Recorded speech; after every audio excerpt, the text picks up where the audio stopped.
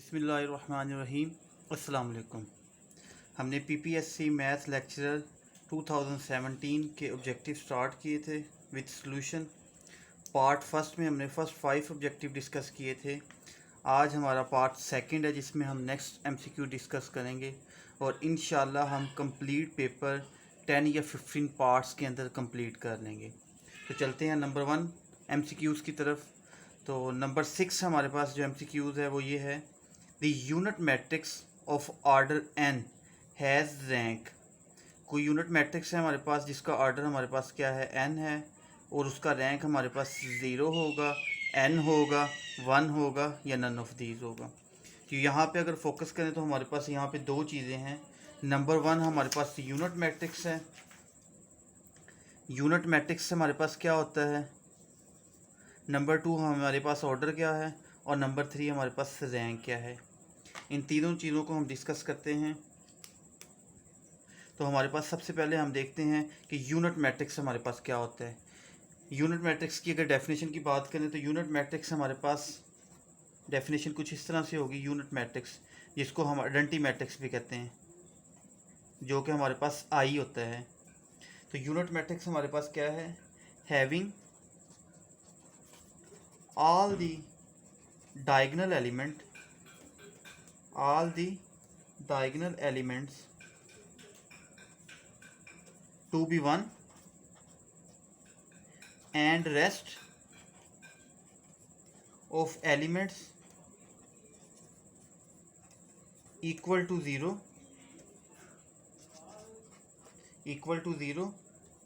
For example unit matrix या identity matrix हमारे पास 2/2 order का क्या होगा, 1 0 0 1। यानी अगर हम बात करें किसी भी स्केयर मैट्रिक्स में डायगोनल वाले एलिमेंट्स 1 हो और नॉन डायगोनल एंट्रीज क्या हों, वो 0 हों, तो वो हमारे पास यूनिट मैट्रिक्स या आइडेंटिटी मैट्रिक्स कहलाता है। उसके बाद सेकंड हमने बात की है कि ऑर्डर क्या होगा। तो ऑर्डर को डिस्कस करते हैं। ऑर्डर हमारे पास क्या होता है, किसी भी मैट्रिक्स का ऑर्डर हमारे पास होता है रो बाय कॉलम। यानी किसी भी मैट्रिक्स के ऑर्डर को हम डिस्कस करते हैं रो बाय कॉलम। जैसे इसमें अगर देखा जाए तो 2 रो हैं, 2 कॉलम है, तो इसका ऑर्डर 2/2 होगा। नंबर 3 हमारे पास यहाँ पे है रैंक। रैंक हमारे पास क्या होता है, किसी भी मैट्रिक्स के अंदर रैंक हमारे पास 2 वे से डिफाइन किया जाता है। नंबर 1 हमारे पास है कि नंबर ऑफ लीनियरली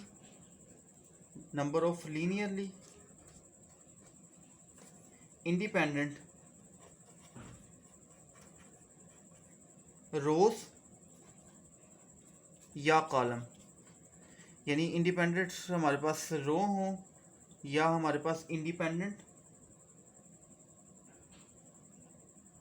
रो हो या इंडिपेंडेंट कॉलम हो हमारे पास वेक्टर इन मैट्रिक्स।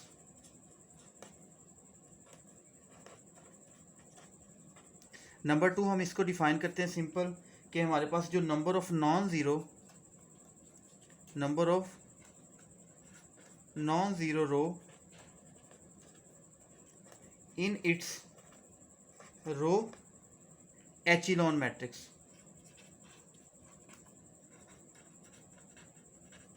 हमारे पास सिंपल रैंक की डेफिनेशन ये होती है कि रैंक हमारे पास किसी भी स्केयर मैट्रिक्स को अगर हम एचिलॉन या रिड्यूस एचिलॉन में बना लें तो जो number of non zero row हमारे पास, non zero row number of को हम रैंक कहलाता है हमारे पास। तो ये हमारे पास अगर देखा जाए तो यहाँ पे यूनिट मैट्रिक्स है हमारे पास, उसका ऑर्डर जो है वो हमारे पास n है। तो इन सब मैट्रिक्स में हमारे पास स्केयर की कंडीशन है कि जो मैट्रिक्स होगा हमारे पास स्केयर होगा। तो कुछ इसको हम इस तरह से डिफाइन कर सकते हैं कि हमारे पास स्केयर मैट्रिक्स है जिसका ऑर्डर क्या है, n है। तो उसको हम इस तरह से डिफाइन करेंगे कि हमारे पास होगा 1 0 0 up to 0 0 1 0 up to 0 0 0 1 up to 0 और अप टू 0 0 0 और 1। तो ये मैट्रिक्स हमारे पास यूनिट मैट्रिक्स भी है। क्यों? बिकॉज डायगोनल एलिमेंट्स आर 1 और नॉन डायगोनल 0 है, और इसका ऑर्डर भी हमारे पास n क्रॉस n है या n/n है। तो उसने कहा था ऑर्डर n का यूनिट मैट्रिक्स, उसका रैंक हमारे पास क्या होगा। तो देखें इसमें जो number of non zero row हैं, जितना ऑर्डर है उतनी number of non zero row होंगी। तो ऑर्डर इसका n बाय n है, n रो है इसमें और n ही कॉलम है। तो order of number of non zero row इसमें क्या होंगी, n होंगी। तो नंबर वन हमारे पास क्या था, ज़ीरो। नंबर वन हमारे पास क्या था, ज़ीरो, तो ज़ीरो नहीं हो सकता। नंबर टू हमारे पास n है, तो n हमारे पास ऑर्डर था और n ही है, तो ये हमारे पास करेक्ट ऑप्शन होगी। वन भी नहीं हो सकता और नन ऑफ दीज भी नहीं हो सकता। तो इसमें जो करेक्ट ऑप्शन है वो n है, कि किसी भी यूनिट मैट्रिक्स ऑर्डर n के अंदर उसका रैंक हमारे पास क्या होगा, n होगा। तो ये नंबर 6 MCQs था हमारा PPSC लेक्चरर मैथ 2017 में। नंबर 7 MCQs की तरफ चलते हैं। नंबर 7 में हमारे पास कि इफ़ डिटर्मिनेंट, किसी भी मैट्रिक्स ए का डिटर्मिनेंट हमारे पास गिवन है 2, तो हमारे पास कंडीशन क्या है, किसी भी मैट्रिक्स डिटर्मिनेंट हमारे पास 2 हो तो डिटर्मिनेंट की पावर 5 हमारे पास क्या होगी। तो इसको डिस्कस करते हैं हमारे पास MCQs नंबर 7 को। तो अगर देखें हमारे पास, तो ए डिटर्मिनेंट जो गिवन है वो इक्वल टू 2 है। ए डिटर्मिनेंट हमारा किसके इक्वल है, 2 के इक्वल है। और हमने फाइंड करना है ए डिटर्मिनेंट की पावर 5, तो यहाँ पे भी 2 की पावर 5 आ जाएगी। तो 2 की पावर 5 हमारे पास क्या होता है, 32। तो अगर ऑप्शंस की तरफ चलें तो नंबर 1 ऑप्शन हमारे पास 12 है, तो 12 हमारे पास रॉन्ग होगा। 32 हमारे पास है, तो 32 हमारे पास करेक्ट होगा। 60 और नन ऑफ दिस हमारे पास क्या होगा, रॉन्ग होगा, क्योंकि जो आंसर हमारे पास आया है वो है 32। नेक्स्ट MCQ की तरफ चलते हैं। नेक्स्ट MCQ हमारा नंबर 8 है। नंबर 8 में हमारे पास है square matrix A such that, हमारे पास कोई स्केयर मैट्रिक्स है ए जिसमें कंडीशन हमारे पास क्या दी गई है कि ए स्केयर इज इक्वल टू ए। हमारे पास स्केयर मैट्रिक्स है और ए स्केयर इज इक्वल टू ए। तो हमारे पास ऑप्शन नंबर 1 है, नंबर 2 अडेम्पोडेंट, नंबर 3 नेलपोडेंट और नंबर 4 हमारे पास सिमेट्रिक है। तो इन सब की डेफिनेशन को हम डिस्कस करते हैं कि इन चारों की डेफिनेशन हमारे पास क्या होती है। सबसे पहले हम बात करते हैं नंबर 1 की। तो नंबर 1 की डेफिनेशन के मुताबिक हमारे पास जो ए स्केयर होता है, अगर वो हमारे पास आइडेंटिटी मैट्रिक्स आई की इक्वल आ जाए, और आई हमारे पास क्या होता है, अभी हम ऑर्डर 2 की बात की थी हमने, वो हमारे पास 1 0 0 1 होता है। यानी दो मैट्रिक्स को मल्टीप्लाई किया जाए जिसे हम कहते हैं ए स्केयर। यानी ए स्केयर से मुराद क्या होता है, ए स्केयर हमारे पास होता है ए मल्टीप्लाई बाय ए। तो दो मैट्रिक्स की मल्टीप्लिकेशन अगर आइडेंटिटी मैट्रिक्स के इक्वल आ जाए तो ये हमारे पास इनवैलिडिटी कहलाता है। नंबर 2 एडम्पोडेंटेड, उसमें हमारे पास होता है कि ए स्केयर अगर दो मैट्रिक्स का मल्टीप्लाई किया जाए, यानी ए मल्टीप्लाई बाय ए जो है स्केयर है, अगर उसी मैट्रिक्स के इक्वल आ जाए तो वो हमारे पास क्या होता है, एडम्पोडेंट होता है। नंबर 3 हमारे पास है नेलपोडेंट, इसमें हमारे पास होता है कि ए की पावर कुछ भी रखी जाए। यहाँ पे हम वैसे बुक्स के अंदर देखते हैं तो ए स्केयर लिखा होता है, मैं यहाँ पे ए की पावर n ले रहा हूँ कि n 2 रख लें, 3 रख लें, 4 रख लें, और वो ज़ीरो मैट्रिक्स आ जाए। ज़ीरो मैट्रिक्स आपके पास क्या होता है, नल मैट्रिक्स या ज़ीरो मैट्रिक्स, जिसके ऑल एलिमेंट्स हमारे पास क्या होते हैं, ज़ीरो होते हैं। ये अक्सर बुक्स के अंदर लिखा हुआ है A square is equal to O, O आपके पास नल मैट्रिक्स होता है। और सिमेट्रिक की डेफिनेशन हमारे पास क्या होती है कि कोई भी मैट्रिक्स सिमेट्रिक होगा अगर उस मैट्रिक्स का ट्रांसपोज लिया जाए और वो उसी मैट्रिक्स के इक्वल आ जाए, तो ये हमारे पास क्या होता है, सिमेट्रिक। तो इस कंडीशन को देखते हैं। तो नंबर 1 हमारे पास A square is equal to I, तो ये हमारे पास रॉन्ग होगा। A square is equal to zero या नल, ये हमारे पास रॉन्ग होगा। ए ट्रांसपोज, यहाँ पे ट्रांसपोज नहीं है, ये रॉन्ग होगा। तो इसका मतलब करेक्ट ऑप्शन क्या होगा, A square is equal to ए। तो हमारे पास A square is equal to ए का कोई भी स्केयर मैट्रिक्स एडेम्पोडेंट कहलाता है। हमारे पास नंबर बी ऑप्शन हमारे पास करेक्ट ऑप्शन होगा। अब नेक्स्ट हम चलते हैं नंबर 9 MCQs की तरफ। 9 MCQs है कि आ होमोजीनियस सिस्टम। तो नंबर 1 हम होमोजीनियस सिस्टम का हमें पता होना चाहिए कि होमोजीनियस सिस्टम क्या होता है। Of linear equation as non trivial solution. Number 2 हमें नॉन ट्रिवियल सोल्यूशन का पता होना चाहिए। तो इसकी ऑप्शन ए है हमारे पास, if the number of unknown exceeds the number of equations, the number of equation exceeds the number of unknown, the number of unknown proceeds the number of equation और नन ऑफ दीज। तो सबसे पहले homogeneous system की अगर बात करें तो homogeneous system हमारे पास ऐसा सिस्टम होता है कि कोई ए मैट यानी ए एक्स अगर हमारे पास ज़ीरो हो तो इसको हम होमोजीनियस सिस्टम कहते हैं। ये हमारे पास क्या होता है, होमोजीनियस सिस्टम होते हैं। अब यहाँ पे बेसिकली नॉन ट्रिवियल की बात हुई है। दो तरह के सोल्यूशन हमारे पास होते हैं, एक ट्रिवियल सोल्यूशन होता है, एक नॉन ट्रिवियल होता है। दोनों को डिस्कस करते हैं। ट्रिवियल सोल्यूशन में हमारे पास यूनिक आते हैं आंसर, कि अगर हमारे पास यूनिक होंगे तो वो हमारे पास कौन सा सोल्यूशन होगा, ट्रिवियल होगा। और जबकि हमारे पास इनफाइनाइट नंबर ऑफ सोल्यूशन आ जाए, यानी बहुत ज़्यादा सोल्यूशन आ जाए, जिसको हम इनफाइनाइट नंबर ऑफ सॉल्यूशंस कहते हैं, नंबर ऑफ सॉल्यूशन, तो वो हमारे पास नॉन ट्रिवियल होगा। वो हमारे पास, जैसे अगर इस इक्वेशन की बात की जाए तो ये इक्वेशन ज़ीरो के लिए हमारे पास क्या है, ट्रिवियल है, जबकि बाकी तमाम आंसर्स के लिए, बाकी तमाम सॉल्यूशन के लिए हमारे पास नॉन ट्रिवियल है। और इसमें एक चीज़ ये भी होती है कि ट्रिवियल के अंदर हमारे पास क्या होता है, ट्रिवियल में बेसिकली हमारे पास जो ए डिटर्मिनेंट है वो नॉट इक्वल टू ज़ीरो होता है, जबकि नॉन ट्रिवियल के अंदर हमारे पास इस केस में इनफाइनाइट नंबर ऑफ सॉल्यूशन में ए डिटर्मिनेंट हमारे पास इक्वल टू क्या होगा, ज़ीरो होगा। तो हमारे पास दो चीज़ें क्लियर होनी चाहिए कि एक्सीड और प्रोसीड का क्या मतलब है। नंबर वन हमारे पास एक्सीड है, नंबर टू हमारे पास प्रोसीड है। ये दो वर्ड यहाँ पे यूज़ हुए हैं, दोनों के मीनिंग्स का पता होना चाहिए। इसका मतलब होता है बढ़ जाना, जबकि प्रोसीड का मतलब होता है बढ़ के जारी रहना।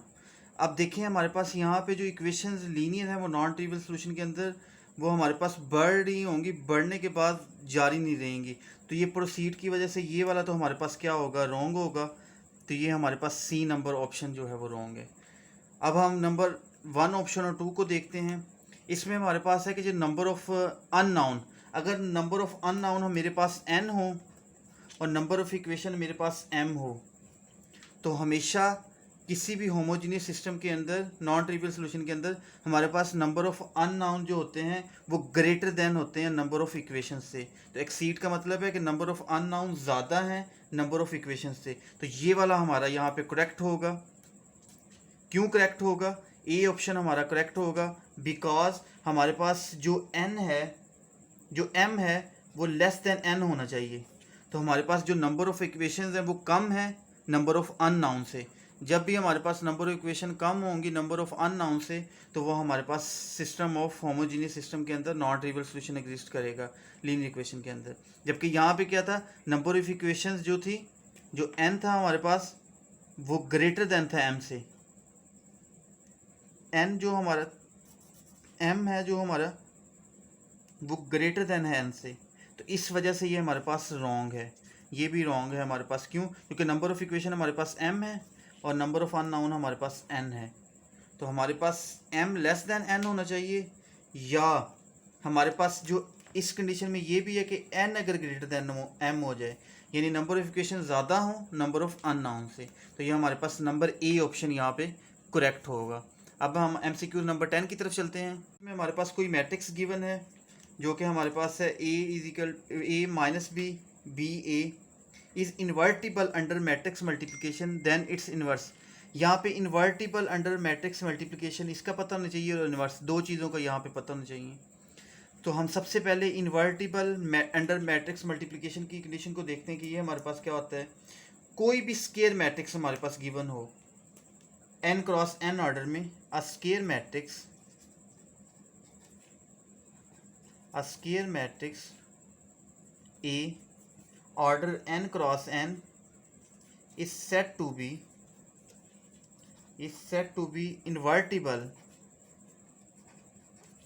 matrix। उसको हम इन्वर्टिबल मैट्रिक्स कहते हैं if and only if there exist an other square matrix